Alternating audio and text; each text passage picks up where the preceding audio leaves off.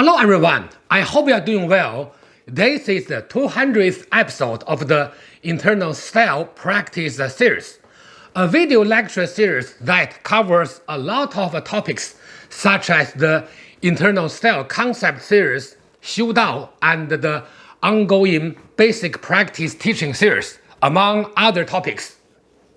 If you are a long-time viewer of this channel, you may have already known that I started this project at the beginning of COVID. For the last 3.5 years, I have never missed a week of uploading new content. Sometimes, especially in the beginning, I even released 2 videos per week. It has not been that easy since I have had to work on different topics, video shooting and editing, managing my YouTube channel, and so on. Especially as a person whose first language is not English, it has been a long journey to create content in a rather foreign language.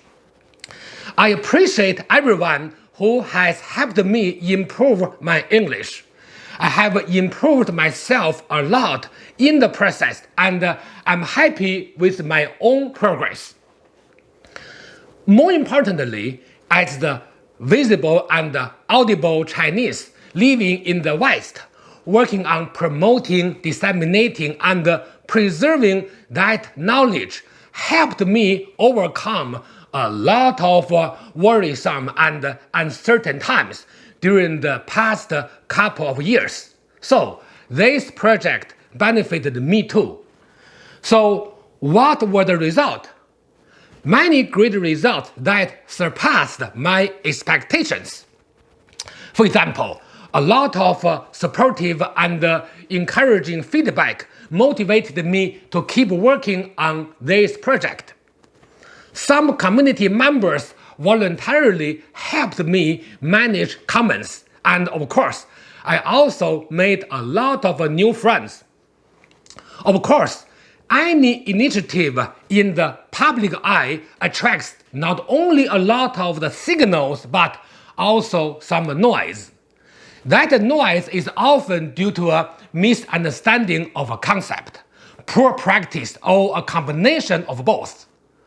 Converting that noise into better signals for the entire community is also one of my motivations behind this initiative. So, what topics would I like to discuss at this special time? Well, topics covered in today's video include: first, misperception of the conservative attitude of some Chinese teachers. Second, how do I teach my students? Third, what materials will I post on this channel in the near future? And the fourth, demonstration. So, without any further ado, let's get started. Topic 1. Misperception of the conservative attitude of some Chinese teachers. I have heard about this type of complaint once in a while. Some people even gave me the impression that all Chinese teachers were conservative in teaching. For example, some claims such as Chinese teachers keep summer practice only for Chinese students, or Chinese teachers usually do not want to share their practice with others. I'd like to share my observations and experiences with this type of misunderstanding. In the old days, some martial arts teachers were not that open to teaching others on account of various reasons. For example, some people were only interested in practicing for themselves but were not interested in teaching others.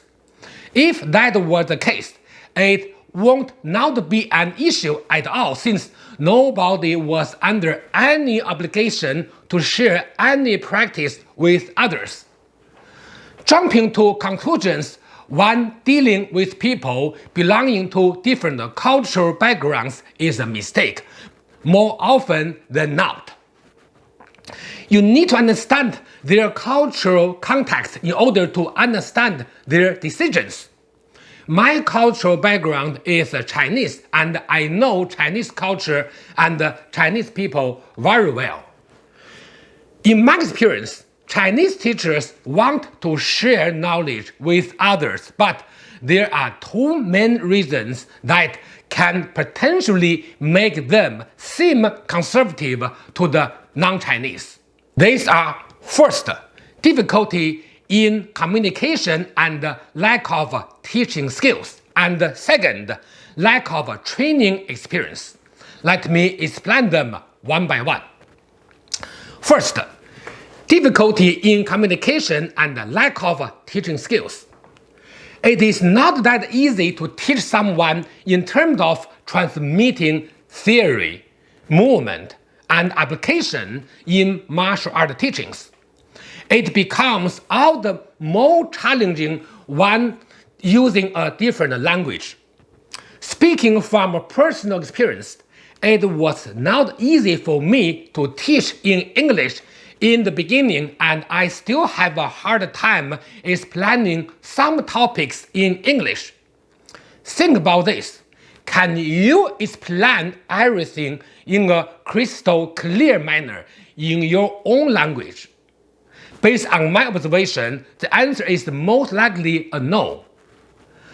Also, a good practitioner is not necessarily a good teacher, since a good teacher needs to have essential teaching skills in addition to good practice.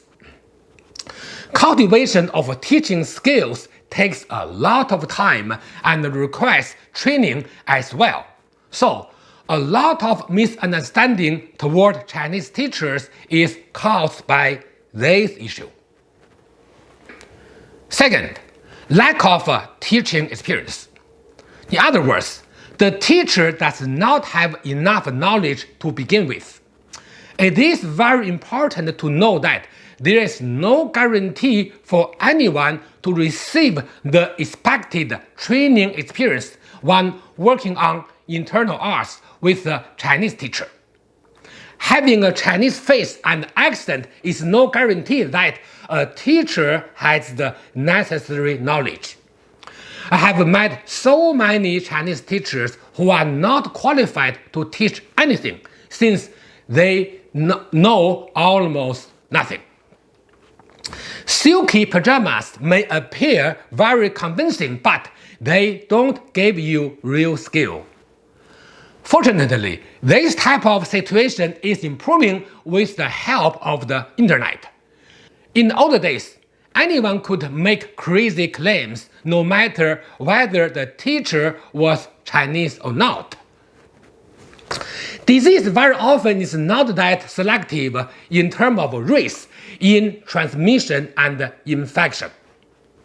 Non-Chinese teachers have that issue, and we all know about it. So, if you come across a teacher who makes an unreliable claim but with a low level of skills in reality, this is your responsibility to evaluate the situation. It is unfair to judge someone entirely on culture and race. To conclude, Chinese teachers are just like anyone else. When it comes to teaching, some of them are very open, some others are very conservative, and the rest just fall somewhere in the middle. If you are looking for a good teacher, you should set correct expectations of a good teacher and also know how to evaluate a teacher. It is pointless to judge a teacher entirely on his cultural background, accent, and other unnecessary factors. Now, let's move on to the next topic. Topic 2. How do I teach my students? It is the 200th episode. Please allow me to take this opportunity to talk about myself on my channel. I started teaching different styles when I was about 18 years old. I believe I have enough experience in teaching. Also, I have been lucky enough after moving to Canada to have had the opportunity to teach internal arts on a full-time basis, and I continue to teach others on a part-time basis in addition to my other professional obligations. I like the freedom in time management when it comes to teaching. If we talk about the issue that I just mentioned in the first topic, I can confidently say that I do not have that problem at all. I'm able to share more with those who communicate with me openly, friendly, and professionally. Communication is the two-way street. Well, it's the teacher's duty to transmit knowledge. The student should also be able to grasp said knowledge. When I teach someone, I only worry that I may not be able to help that person make progress fast enough in training, since I have enough knowledge to share with any student training in internal styles. Fortunately, in my decades of teaching career, no one has complained about it. I always tell my students who are teachers as well that if they do not want to openly share their knowledge with others but still want to teach something, then they'd better do something else. That reflects my attitude toward teaching. However, at the same time, I'm not operating a martial art or 修道 warehouse or a business like fast food restaurant. In other words, I choose what is best for my students to learn in terms of style, content, and training progress. If they have already made up their mind to learn something, I would not stop them from learning it either. So, I usually have a conversation with the potential student, but not a customer, to get more information in order to recommend a better training path. That is the real communication in teaching and learning. So, I'm taking this opportunity to share my understanding of teaching from a teacher's perspective.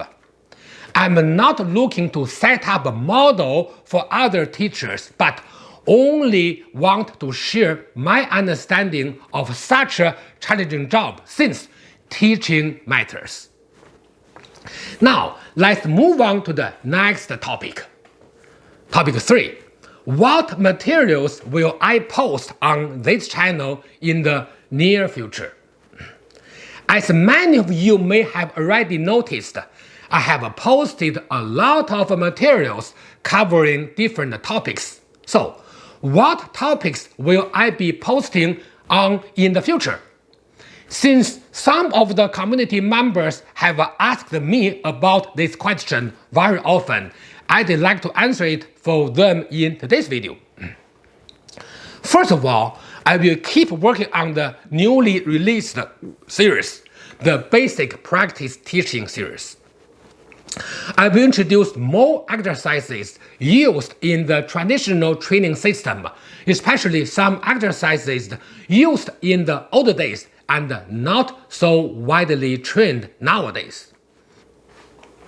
Many community members gave me a lot of encouraging feedback, and I will keep working on it.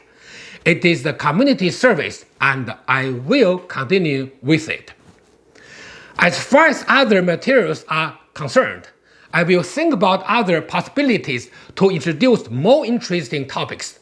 However, I only post the materials I found to be of benefit to the majority. Of course, I'm open to suggestions, but I will only act on them after evaluating the impact on others. To conclude, more and more interesting videos will be posted in the future, so stay tuned. Now, let's move on to the next topic. Topic 4, demonstration. To celebrate the 200th episode, I'd like to introduce a short exercise to train martial strength. Any internal style practitioner can practice these movements to benefit their martial power training. Hello, today I will demonstrate some short practice chosen from 3 of the internal style for martial art. I only choose 1 or 2 movements of each style and make the small combination. What you can do is you can copy and practice that small combination routine. Now, beginning form. Now, 形意 metal, 1, 2, 形意 earth, then 形意 wood, 八卦 turning, then Tai Chi movement, then closing form. Thank you. I hope you all enjoyed this video. I have already began planning for the 300 video, even though it's a couple of years away. So stay tuned. Thanks for watching. See you next time and enjoy your practice.